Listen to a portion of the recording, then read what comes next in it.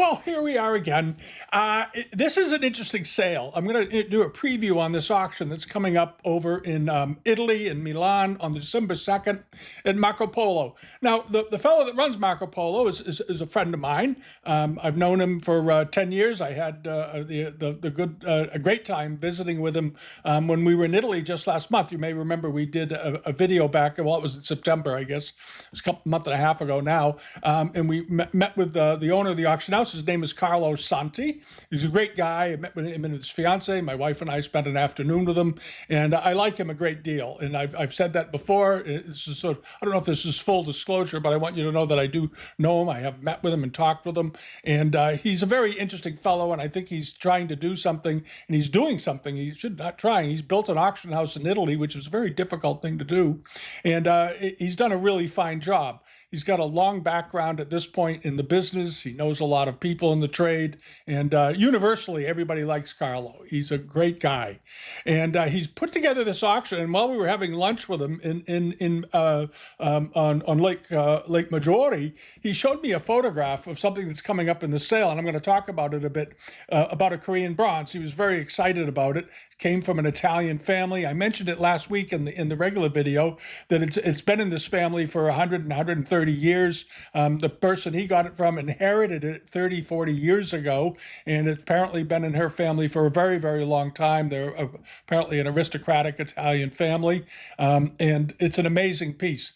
But we'll get to it very, very shortly. But the rest of the sale is also very good. I don't want to minimize any of it. He's done a really fine job. There's this exceptional Jadeite bronze incense burner on the cover here that you can see, as well as there's some very, very good Japanese pieces. There's some very good jades. There's some small late Qing jades. There's some very fine porcelains. If you're a porcelain buyer, you want to stick around. There's a couple of really rare birds in this sale, really rare.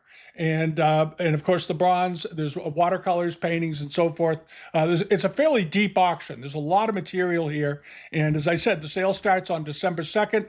It's posted right now on their website at marcopolo.com, and there will be listings set up on Live Auctioneers in a week or so, and we'll get them onto the global pages as soon as they arrive.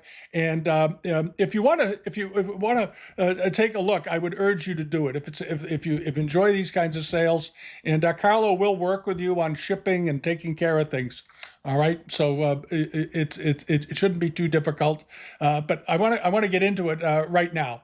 All right, and the lot that really has a lot of interest is this. This is an amazingly important Goryeo period Korean bronze Buddha, and it sits 52 centimeters tall. This is a very large bronze for one of these.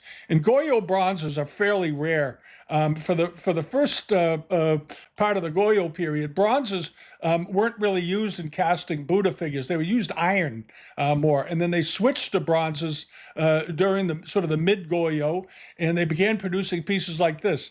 And of course, Buddhism was spreading. It was very, very popular in Korea, and many of their Buddha bronzes have a lot of the facial characteristics that you see on Chinese bronzes, because the Chinese had a lot of influence over Korean culture at the time. But this is an exceedingly rare bronze.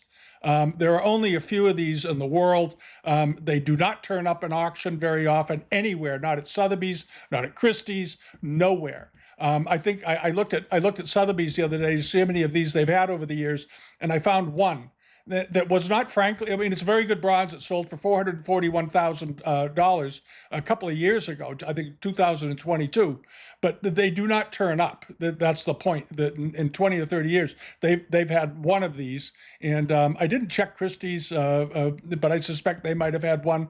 And they always do very, very well.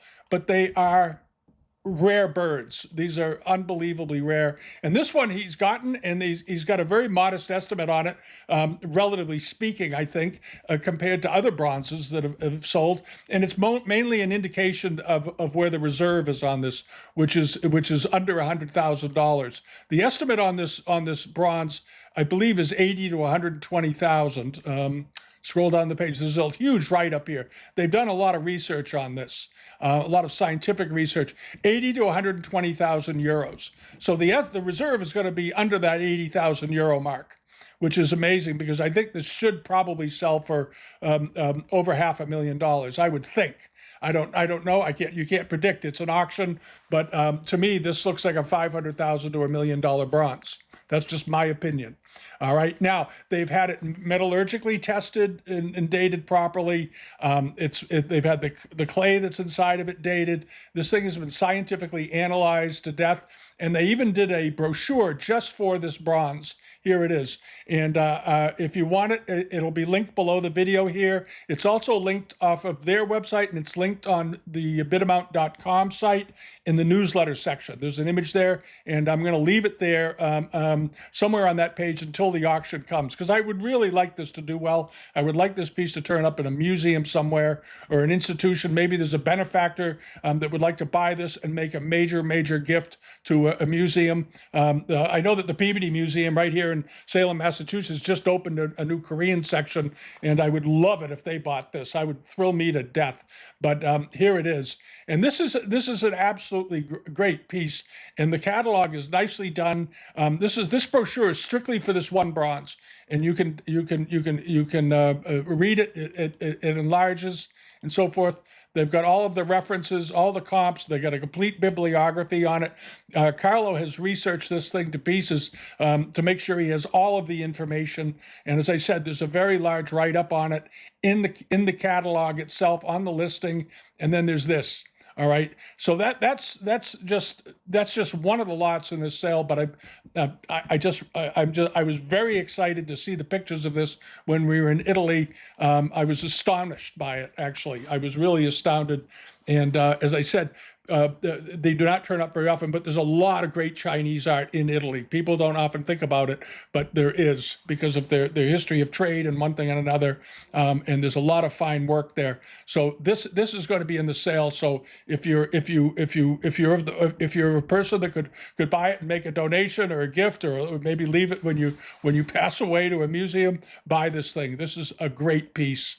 And I just can't say enough about it. I absolutely love it. All right, now over to some of the other things that are coming up. Hold on. There are a number of rare lots in this sale as well. There's this. Now, this is a really interesting Japanese sculpture. A 19th century Meiji period of the players hitting the gong. Now, you may recognize this because the Metropolitan Museum in New York, hold on a second here. There it is. The Metropolitan Museum in New York has basically the same thing, a gong held by Oni. And there's a write-up on this in here, and it goes into some detail on it. And this is a fairly good size object, just so you know. It measures 186 centimeters long and 212 centimeters tall. So that brings it into about 4 or 5 feet. This is a large sculpture. This is not a small sculpture. 186 centimeters by 212 centimeters. So 212 centimeters is 36, what is it, about 6 feet, apparently. This is a very, very large carving, but it's an amazing thing. It's estimated at $50,000 to $70,000, or 50 to 70,000 euros rather, with a 50,000 euro opener. But if you're a real hardcore, major, serious Japanese collector, this is a fantastic object. And as I said, there's a comp to it at the Metropolitan Museum if you want to go look at it. All right. The other thing that turned up is this. Now, this is a pair of a Guangxu period daishai vases, beautifully painted. These are period. These are Marken period, and there is an identical pair to them in the we get the museum here, the Guangzhou Museum. Here it is. All right, and there's a very good, interesting write-up on here. These vases were made for the Empress Dowager for her personal enjoyment. There it is. Beautiful color, beautiful turquoise ground. And as we've seen in the last few years, these Guangxu pieces have sold for, there's been a lot of interest in them, very, very strong money. Bowls and dishes, a few years ago, there was a sale of several of these small pieces. These are big jars, vases. These are 75 centimeters tall. These are not small vases. These are great big vases, and they were meant for the palace. They were made for the palace. 75 centimeters. So that brings them in at about almost, what's that work out to? 30 inches tall, roughly, a piece. 30 inches tall, 2.5 feet tall each. And the estimate on them, I think, is extremely modest. 6,000 to 8,000 euros. They will not sell for that. They should sell for probably 40 or 50,000. These are, if they go for anything less than that, they're a steal. These are very, very rare, very, very beautiful. And if you scratch it in your head and you haven't seen them in the market, it's because they don't turn up in the market. But you do find them in very good private old collections, because these would have come over shortly after they were made as gifts, perhaps. Who knows how they got here? There's an identical pair of them in the Guizhou Museum, Provincial Museum in China. It's in the listing. You can go look at them. They are identical. They are virtually identical. And these are just absolutely great. Beautiful colors. I love the peaches on them. And you do not see peaches on Guangxu pieces like this very often. And there's this wonderful coloring at the bottom and superb artwork all the way around. Absolutely great. Can't say enough about these. These are wonderful. And here's a side shot of them. And they look to be in great condition. You, of course, want to get, there's the mark on the bottom. You want to get a condition report always. You always ask for a condition report. But from what I can see, they appear to be in great condition. And the estimate, I think the estimate is just, again, just an indication of where the reserve is on them. So they are absolutely going to sell. But if you are a late Qing collector and you like imperial wares, you do want to look into these vases. That's all I can tell you. All right. And then hopping along over to here is the Jadeite incense burner. I'm sort of going through the major lots in the sale first, because I know some of you enjoy those the most. This is a really, really fine, large incense burner. It measures about 10 inches tall. That's a good size one for Jadeite. And he said probably Qinlong, because there's no mark on it, and you can't always say definitively whether it is or not. But if you look at the rope carving on here, this rope twist carving in the Jadeite is extremely rare. It's extremely rare to see that level of detail carved into these things, and it's on all sides. It goes all the way around. The color of the stone is excellent. He thinks it's probably Qinlong, but he sort of hedged it a little bit, because you can't say with it could possibly be Chai-Qing period, but I don't think any later than that. And then it has this fantastic stand. I don't know if the stand looks like it's Zetan. I don't know if it is or not. If it says, I didn't get down that far. Catalog notes. Square body. Find out, right, and ask him. Find out if that stand is Zetan wood.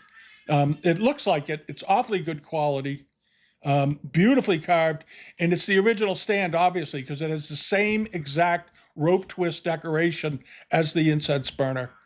That's quite a thing. That's quite a thing to still have the original stand, but it's a beautifully, beautifully done stand. And the estimate on it, I think, is very, very reasonable. It came in at about $2,000 to $3,000. This should blow that to bits. Came from a collection, the Bulgari collection in Rome, and then a private collection. So if you're a jade buyer, you definitely want to check into that. I suspect this will bring $30,000-$40,000 based on the quality of the carving and the quality of the jadeite, because jadeite wasn't used really in China much until the early part of the 1800s. It was used occasionally in China, but it came into heavy use during the very beginning of the 1800s, at the end of the Qinlong period. So this would be quite a great piece to acquire. And then hopping along over to this, these are very nice. A very large pair of 18th to early 19th century jars with covers. And these are big. These are 102 centimeters tall. These are very, very big. These are massive. All right, you just don't see them very often in this size, and they're meticulously painted. Beautiful decoration on them all the way around. Lovely shading. Beautiful curvilinear leaves. Very precisely drawn acanthus leaves at the bottom, and then a Greek border, of course, and then scrolling vines below that. These are quite exceptional. Very, very fine. I think has a small hairline in the edge there. This is the only thing I can really see on it. Now they have a pretty strong estimate of $70,000 to $100,000. Now they date to the late Qianlong to early Jiajing period, and they have an opening bid of $70,000 on them, but they're huge, they're beautiful, and they're wonderfully done all around. So I don't think the price is that out of line for a pair this big, 102 centimeters. So they're just about 3.5 feet tall. So there you go. All right, and then next up is the Jiajing vase. This is a really fine vase. Now, we've seen similar examples to these turning up at in the New York sales and the London sales and so forth in the past. Very, very similar examples. This one is quite attractive though, because I love the side decoration of the dragons clutching the Shao character like it's the flaming pearl with an ascending bat of good fortune over it. This is a really wonderfully decorated. The sides of this vase are almost as beautifully as decorated as the front and backs. And I like the groundwork, this cross hatching and so forth. Very, very nice all the way up. The handles look good. And this appears to be relief work at the top. From what I'm seeing, this is all done in relief off of the body, which is quite unusual. It's really, really quite unusual. And then you go down the piece, all the way down. Looks very, very good, top to bottom. And again, Jiajing period, not late Qing. And this one measures 83 centimeters tall. So it's nearly it's about 30, that puts it in at about 33 inches in height. This is a very, very large vase, extremely large. And then hopping along over to these, another very large pair of jars. Now these are Celadon ground slip decorated examples. They are, how big are these? These are also quite large, 61 centimeters. So they're just a little over 24 inches, about 25 inches tall, but very nicely done. These are quite handsome. And you don't find pairs of large slip decorated vases like this too often. They don't turn up. They turn up in the 14 to 16 inch range fairly often. But once you get over 20 inches, they get pretty rare. And again, Italian collections, old collections, you find these big jars in Italy. It seems we've been over there in the past. We've also seen them in houses. They must have been very fashionable. But this is a lovely pair, 19th century, probably around 1830 to 1850. They're estimated at just 2,500 to 3,000 euros, 2,500 euro opening bid, which is sort of a no-brainer, I think, on them. But they're very big. Now, all these vases are big. That's the thing that's most impressive, is that all of these so far have been large examples. This one, these, and so forth. So just always keep that in mind, that these are big vases, and you're going to have to ship them, but boy, nice pieces. And then over to this, there's a bunch of coral in there. Carl always finds coral. Coral carvings were very, very popular in Italy during the 1900s to the 1930s. And you find them in old Italian houses. And this is a particularly nice one. I think there's probably upwards of 8 or 10 or so very good coral lots in the sale. He had them last time, and he's got some more coming in. Because once you start to sell coral, of course, other people that have coral talk to friends that have coral, and suddenly they're saying, well, maybe we'll have him sell them for us. And this is a really nice one of Shaolu with the peach. And the kids climbing on them. And the color is very rich, very deep. This is a very, very lovely piece of coral. Notice the quality of the folds of the robes and so forth going down. Meticulous carving. This is one of the nicest ones I've seen, actually. That's why I picked it out of all of them. I just thought it was very, very attractive. And I love his face. I love Shulu's face. He's so happy. He's got his peach.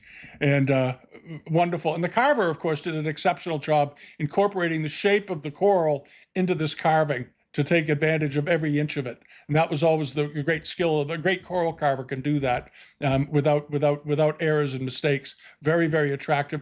It's estimated at 6 to 12,000 euros, which I think is fairly reasonable for these. Very reasonable. It's a little under. It's just about 10 inches tall, so it's a good size one. It's not a 4 or 5 inch one. This one's almost just a bit under a foot in height. Nice piece. And then hopping along over to this, there's some good other porcelains on the sale. There's this one. This is a very nice Zhaijing period, Ming Dynasty, of course. Plate measures 12 inches in diameter. Nice color, that good deep blue color that you see. And you also see similar color, of course, on Wanli pieces. But this is a nice piece of Zhaijing ware. It's got a mark on the back. It's not marked period, but it has another mark on the back. And then over here, more Chinese, blue and white. Now, these are Guangxu period dishes. You're familiar with the pattern. And there are 6 of them in this group. And the estimate is $1,000 to $1,500, which seems very, very reasonable. They measure about 9 inches in diameter. They're not chargers, but they're not very, very small either. But they're nicely done. And we're all familiar with this pattern. We've seen them in other sales. And from what I recall, the last time I saw these things come up, they seem to sell singly in the $400 to $600 range, depending on the auction and the day. And in this one, you've got a lot of 6 of them in one lot, which is a pretty good deal. They apparently, or an identical pair was sold at Christie's Interiors Live on November 2011 as a reference, but there are others that have turned up over the years too. We've seen them at Rob Michaels has had them over the years. Bonham's has had them in the years. They're very known, very collectible pattern, and I think if you can pick them up within the range of the estimate, you got a heck of a good buy in your hands. I expect them to bring a bit more than the high estimate of £1,500. But as I always say, leave a bid. This is the kind of sale you leave bids at. You go in and leave bids where you feel very, very comfortable. And I don't see any reason not to feel comfortable to leave a $1,500 bid on those. Those are great. And then this is a very interesting dish. Those of you who like exotic export wares, this is a Qinlong dish for the Islamic market. Very nicely done and gilded, of course, gilded Arabic writing. It's got an old repair on the edge, but the gilding is in great shape. The repair doesn't bother me at all because the gilding is still so good on it. The decoration is all there, which is most important, more important than I think than a repair on the edge of the rim. You get that fixed and have that taken care of if you want. But it looks like it's a little dirty, I will say that. But it's very, very nice. It's got this beautiful blue ring bands going with the gilt script. And this is measures 29 inches tall, dates to the 18th century. And here's the back of it, is quite attractive as well. I should point that out. Cobalt ground with cartouches of Arabic script, and then these beautiful stars and moons in gold around the back. So this is a very interesting piece of porcelain. So if you like export wares for the Islamic market, or you've been to the Topkapi Museum and seen their collection of Arabic ceramics, ceramics for the Arabic market from China, this is a great example for your own collection. The estimate is just 500 to 800 euros with a 500 euro opening bid. That's a nice thing, and it's basically a foot wide. It's 29 centimeters wide. It's just a hair under a foot. And then there's this really nice Guangxu period Blanc de chine Gu form vase. It's very, very attractive. It's a little over a foot tall, 31 centimeters, but beautifully done. Beautifully done Dewa, and with the immortals around it, and then the trigrams in the middle, and then flowers at the bottom. And of course, this flower pattern you often see on Dewa vases and so forth. It was a common decorative motif, but you don't often see trigrams, and you hardly ever see lohans and immortals in relief on Dewa pieces. You'll see sculptures of them, but not in relief against the body like this too often. 31 centimeters tall, estimated at just $500 to $800. That seems like a no-brainer. There's a good picture of the bottom. Carlo puts on a lot of pictures. He's big. He's a big picture nut. He likes to have lots of photographs. And this is a very good it looks absolutely fine as a Guangxu example. And I think the estimate is very low by about triple, but at least. But we'll see. It's an opportunity. So you go in and you leave $1,000 on it, you might get it. And then there's this Longquan Celadon foliate rim dish. Now, we just saw one of these sell last week, wasn't it? At Stair Gallery or someplace had one. We talked about it. And it went for about $1,500 plus the premium, to give you some ideas. It was very, very similar to this one. Very similar in size, very similar in style. This one has a blossoming. It looks like a lotus blossom in the center. It looks like it's in very, very good shape all the way around. Nicely glazed, good color. The color on this is quite good. Measures just a hair under 13 inches, just about 13 inches diameter, I guess. It is 33, yeah, it is 33 and a half centimeters. It's over 13 inches, 13 and a half inches wide. And the estimate is $500 to $700. Now, we just saw one sell for more than double that. So you get a sense of how he's doing some of his estimates. He's thinking, well, this will just be the threshold to get into it. So, it should be an automatic $1,200 bid somewhere, $1,300 bid. It's a good looking thing. And again, it is Ming. It's probably 14th century. I don't know if he dated it. Did you just say he said 15th century? Okay, 15th century. I think it's probably late 14th, but that's just me. And then over to this is really nice aubergine glazed Mei Ping vase, dated as 18th century. This could be a Guangxu Mei Ping. They did do some very nice aubergine Mei Pings in the Guangxu period, but I don't recall. You don't often see many from the Qianlong period later, but this one looks to be Guangxu. But it certainly is 18th century. It's very nicely done. It's a beautiful form. Here's a picture of the bottom. It looks awfully good, very smooth. There's some chatter marks from the wheel you can see still on it, but notice the foot rim. There's lots of nice looking natural wear there. Nice crisp edge to where the glaze stops, just above the foot. It's got a slightly raised foot. And the estimate on this, $500 to $800.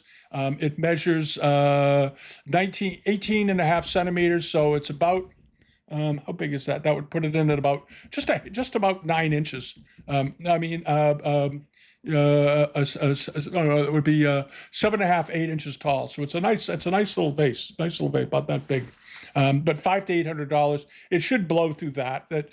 This probably should bring somewhere in the $1,800 to $2,500 range minimum. Could bring more because monochromes are very popular right now. And that's a very nice one.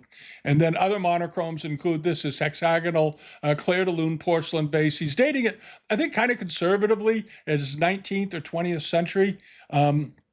I think it's probably pretty solidly 19th century, but that's just my view of it. The glaze looks awfully good on it. Very, very nice color. Very, very nice blue. There's a little edge roughness at the top, but nothing significant. The form is good. There's a little orange peel in the body you can see here. The foot displays out very, very nicely. And the bottom of it looks like this. Here's the base. All right. And the paste and the way the foot is trimmed and the way the bottom is done, this to me looks like it's probably a second half of the 19th century vase. It measures 44 centimeters in height, or just about 18 inches on the nose tall. So it's a good size vase. 18 inches, 1,000 to 1,500 euro estimate, 1,000 euro opening bid. That's a very, very pretty vase. That would look great with some good colored, lots of, very colorful, bright spring flowers in it. If you buy vases, always try to think about what kind of flowers you would like to see in them. And then over to this really nice quadrifoil lacquer box. He's dating it as just Qing Dynasty. It measures about 7 inches long, but the lacquer work on this looks very good. Looks really good, very smooth, very well polished, deeply carved, nice looking edge on it. Without seeing it in person, to me, this looks like a late 18th century box. It looks awfully good. It does not look like a second half of the 19th century piece of lacquer. It looks like an earlier piece. I think I would be inclined to think probably 18th century at the latest early Chai Qing period. It's very, very pretty.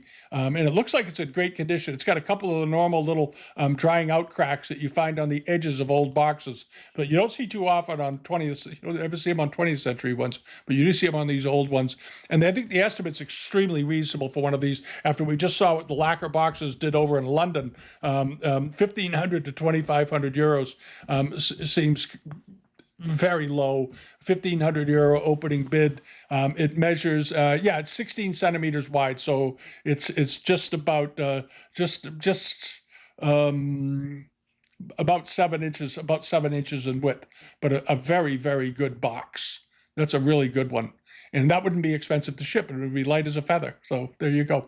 All right. And then hopping along over to this, the bamboo carving. Now, as a personal thing, this was one of my favorite things of the sale because I love wood carvings. And this is a bamboo mountain. And it measures 31 centimeters. So it's about 13 inches tall, roughly. And it is wonderfully carved. This is a wonderful piece of bamboo. It's the kind of things that you find in some of the museum collections around the world, and in China in particular. This wonderful mountain landscape with figures going up. There's a building built into the side of the mountain. You have this very, very deeply carved grove of pine trees on the left. And then the rusticated boulders carved into the bamboo. This is all carving all through here. All that edge roughness to these rocks are all carving. And none of that is natural to the bamboo. Bamboo, of course, is very, very smooth. So you're looking at thousands and thousands and thousands of cuts that went to make this piece up. Absolutely great, and it's big. It's over a foot tall. Wonderful example. It's got an estimate of 3,000 or 4,000 euros, as I recall, 3,000 to 5,000 euros with a 3,000 euro opening bid. But if you're getting into wood carvings and you enjoy bamboo, this is a heck of a thing. My feeling is that this is an 18th century carving. I can't see when all the bamboo mountains that I've seen in the great bamboo carvings like this. All of them have been 18th century, as far as I can remember, that were done to this level, of carving. They made others in the 19th century, but most of them were not done this well. This one was done stupendously well, and it's very, very big. That's another indicator.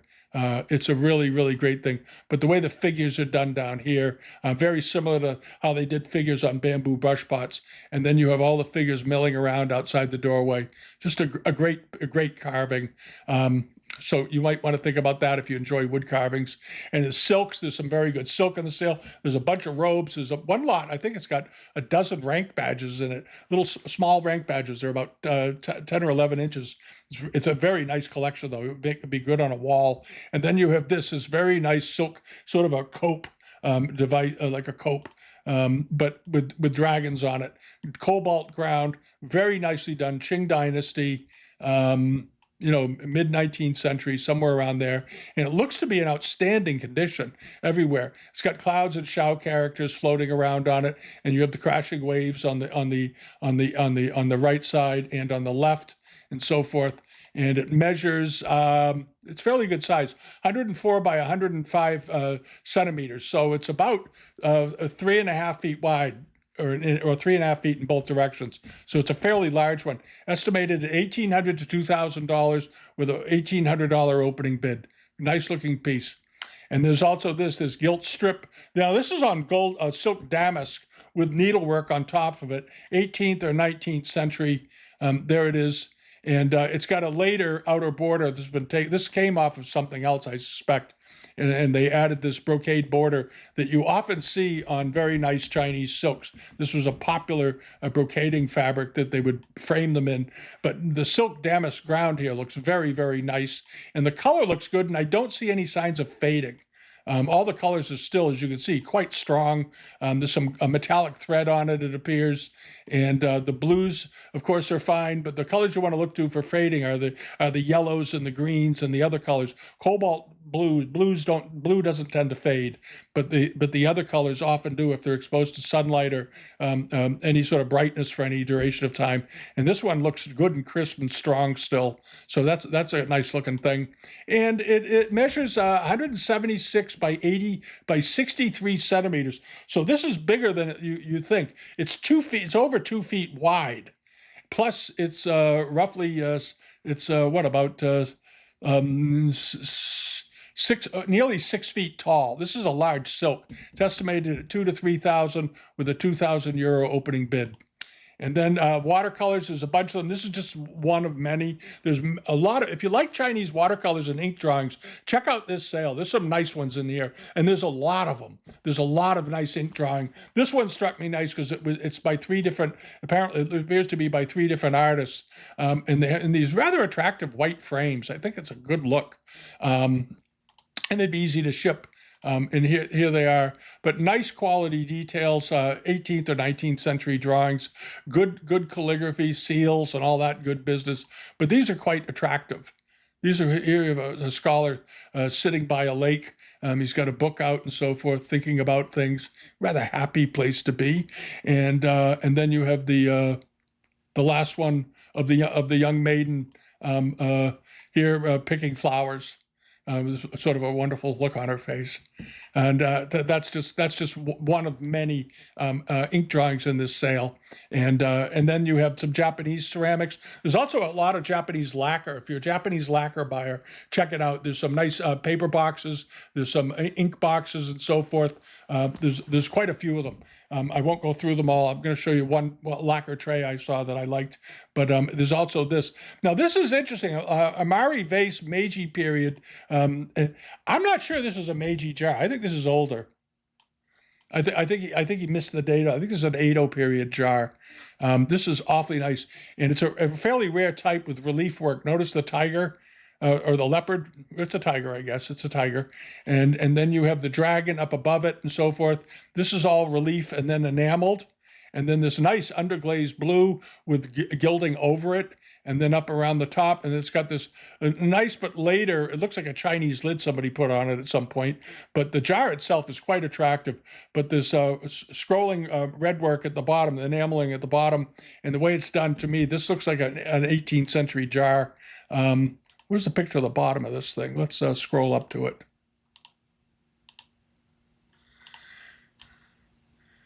That looks like an 18th century jar to me. I don't think it's Meiji. I think it's quite a bit earlier from what I'm seeing. And it's quite large. It's 54 centimeters tall. So it's about, what is that? That rings it in at about 20 inches in height. This is a big jar. And the estimate is only $300 to $500. $300 to $500. So if you're a Japanese Amari collector, you should absolutely be looking at that. I think if you go do some digging around some of your books and so forth, you might find comparable examples from the 18th century, even the early 18th century. But it looks awfully good to me. And that's let's see what else is in here. Oh, the lacquer tray. Yeah, this very nice gold lacquer tray. It's an incense tray. I think it's very, very attractive. It's 19 by 15 centimeters, so it's not a huge tray. It's a fairly small tray. So it's roughly, that would come in at about, was it 6 by 9 inches roughly. Fairly small, estimated at 500 to 700 euros. But wonderfully done, inlaid with overlaid, I should say, with mother of pearl and I don't know what the red thing is, what they did the eye with. That's enamel or some sort of carnelian or something, and then you have some other types of mother of pearl or other stones inlaid into it, nicely lacquered, ascending birds, spring flowers, all that good stuff, and the frame itself around the tray, the outer borders, it looked to be in quite good shape. I don't see any damage anywhere. Overall, this looks like a really nice tray. So if you like early trays and so forth, you might want to look into that. But there are other lacquer boxes, as I mentioned, also worth looking at. So overall, I think it's a dandy auction. I really do. And I really am pleased that Carlo has been able to put all this together over there. I know he works very, very hard. He works unbelievably hard for long days. And the results show that everything has good descriptions. He will answer your emails and so forth. And I think he's going to have a lot of interest in this auction. So there we go. All right. So if you want to see the brochure on the Buddha, on the Korean Buddha bronze, the Goryeo Buddha, check below here this video. It'll be linked in there, as well as it will be over on the Bitamout site. And of course, you get all the information you want just by getting a hold of Carlo. And I would recommend again, register on his site to buy it. You'll save some money on the commission schedules, and offset some of the shipping costs and so forth for what you buy. But it's a good sale, and I think I'd like to see the new auction houses come along and get the support of the buying and the collecting and dealer community, because you need people like that. There aren't that many auction houses in Italy. Because they're different. I think it's a difficult environment to run an auction house. But he loves Italy, and there you are. All right, so give it a look. Thanks for watching. The sale is on December 2nd, and that's it. All right, have a great rest of your day. Bye bye.